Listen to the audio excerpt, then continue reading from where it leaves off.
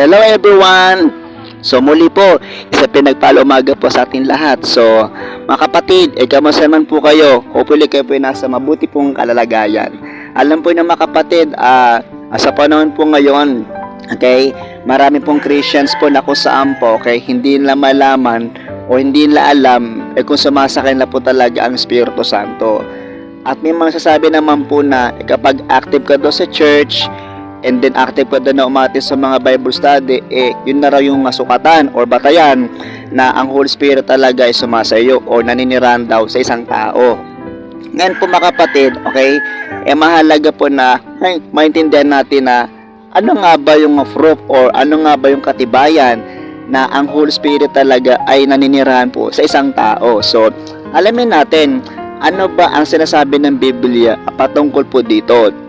Ngayon, ang sabi na Apostle Paul sa mga taga-Galacia, sabi na po sa Galacia, chapter 5, verse 21 to 23. Ang sabi po doon, subalit ang bunga ng Espiritu ay pag-ibig. At marami pong binanggit po doon sa si Apostle Pablo na pruweba na or patungkol po sa bunga po ng Espiritu Santo. Ngayon kapatid, masasabi mo na ang Holy Spirit talaga ay nasa sayo o naninirahan po sa isang tao, makikita mo din yung bunga.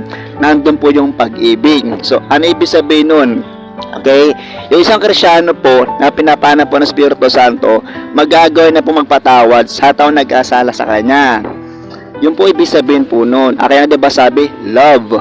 Okay? So, pag ang Kristyano po natuto magpatawad o nagawa na pong magpatawad sa taong nag-asala sa kanya, nandun po sa kanya yung bunga po ng Espiritu Santo. At meron pa yung kagalakan, yung tinatawag natin joy of the Lord. Yun po yung fruit o yun po yung pruweba na ang Holy Spirit po talaga ay naninirahan po sa isang tao. Ngayon, ikaw kapatid, kung nararanasan mo na yung pag-ibig, yung kagalakan, yung kapayapaan na siyang bunga po ng Espiritu Santo, congratulations kasi nararanasan mo talaga yung bunga po ng Holy Spirit. Yun yung pruweba. At bukod po dyan, kapag ang Holy Spirit po naninirahan po sa isang tao, magagawa na po mamuhay ng matuwid. Yun po yung kapangyarihan po ng Holy Spirit. O di ba mga kapatid? So, hopefully kapatid, nakatulong sa itong short message na ito at nasagot po yung magandang katanungan na yan. Okay, so salamat sa ating Panginoon dahil may mga katanungan po na nabibigyan po ng maliw na kasagutan. So muli po, salamat po sa time po ninyo. Patuloy po kayong gabayin, pagpalain po ng ating pong Panginoon Yesu Cristo. Yun lang po mga kapatid. God bless everyone. Salamat po uli. Ingatan po kayo natin pong Panginoon. Thank you.